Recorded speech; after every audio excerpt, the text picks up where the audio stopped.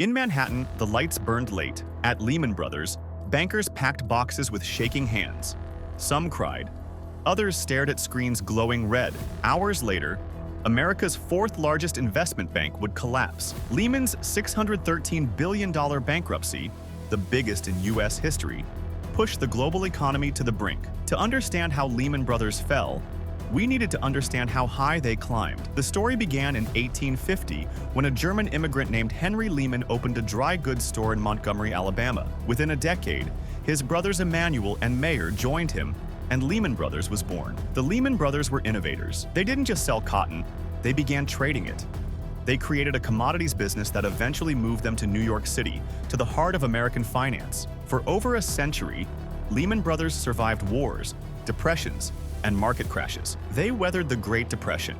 They adapted through changing times. By the 1990s, they had transformed into an investment banking powerhouse. But it was under one man's leadership that Lehman reached its peak and its ultimate destruction. Richard Fuld Jr., known on Wall Street as the Gorilla, a man who demanded absolute loyalty and tolerated no dissent. Dick Fuld was brilliant, there's no question. But he created a culture where you didn't question decisions from the top. You executed. And if you raised concerns, you were seen as weak, as not a team player.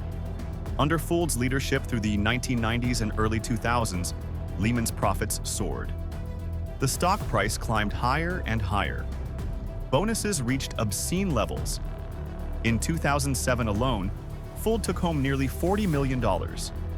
Luxury cars, penthouses, champagne bottles popping at Wall Street parties. But behind the champagne and the bonuses, Lehman was building a house of cards.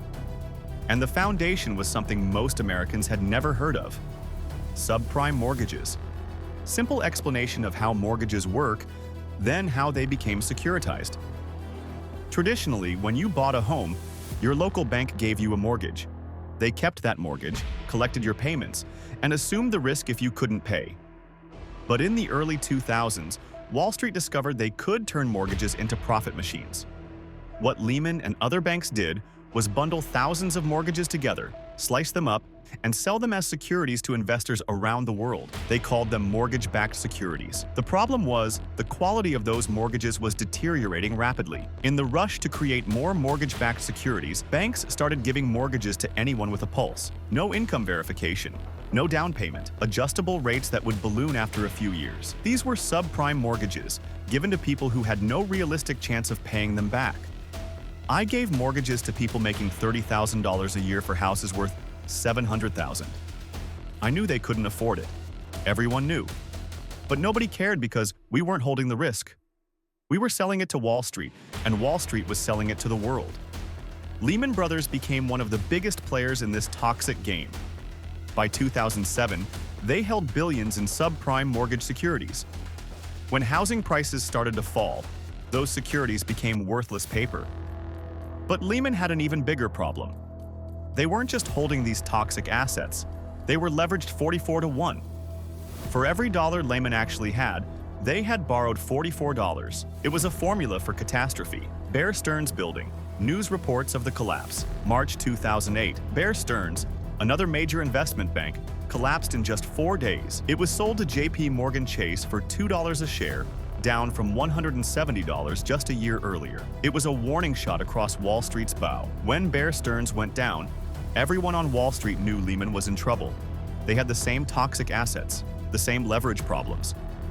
But Dick Fuld refused to acknowledge reality.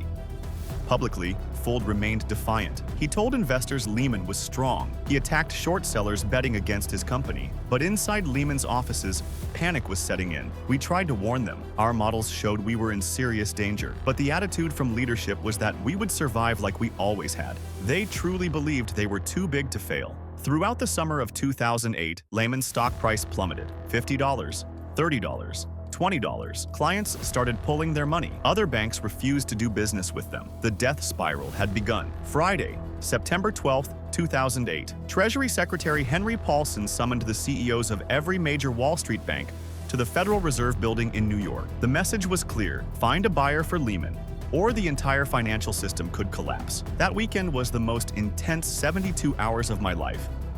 We had Bank of America looking at buying Lehman. We had the British bank Barclays interested.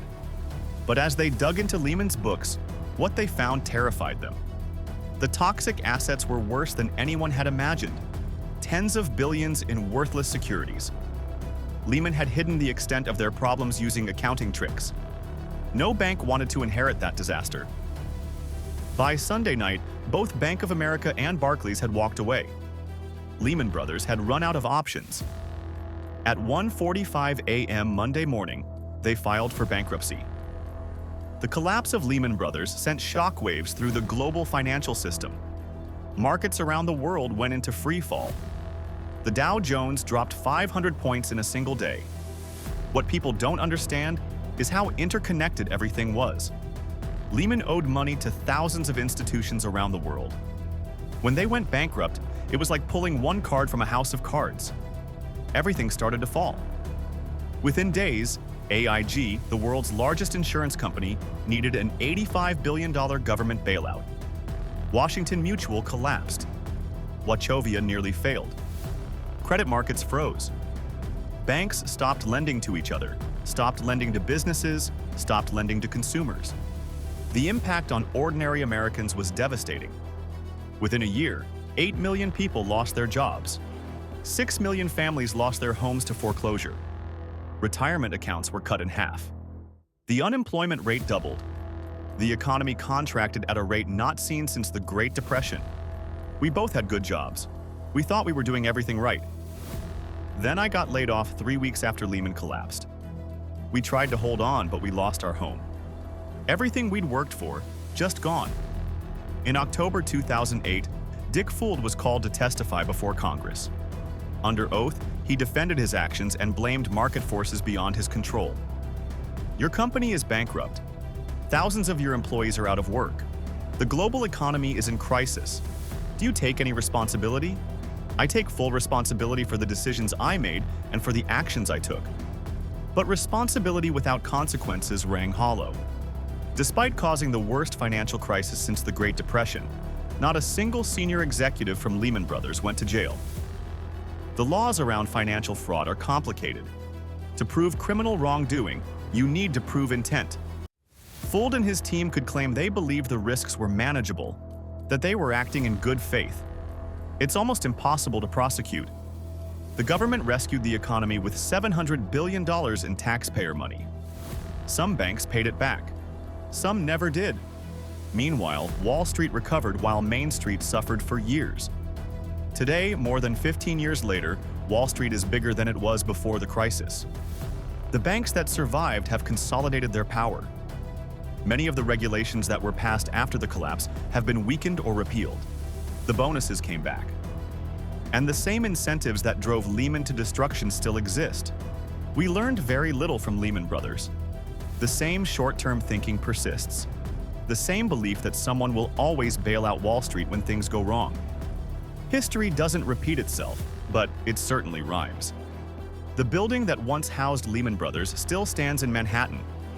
It's now owned by Barclays, the bank that almost bought Lehman before walking away that fateful weekend, a monument to hubris, to greed, and to the fragility of a system that put profits over people. The collapse of Lehman Brothers wasn't just about numbers on a balance sheet or complex financial instruments. It was about real people whose lives were destroyed by the recklessness of a few. 15 years later, we're left with a question that still haunts us. Did we learn enough to prevent it from happening again? Want to understand more about the tactics of the ultra-wealthy and the systems that shaped our economy? Subscribe to Billionaire's Playbook for deep dives into the strategies, successes, and failures of the world's most powerful financial players. Don't just watch history, understand it. Billionaire's Playbook, where power meets strategy.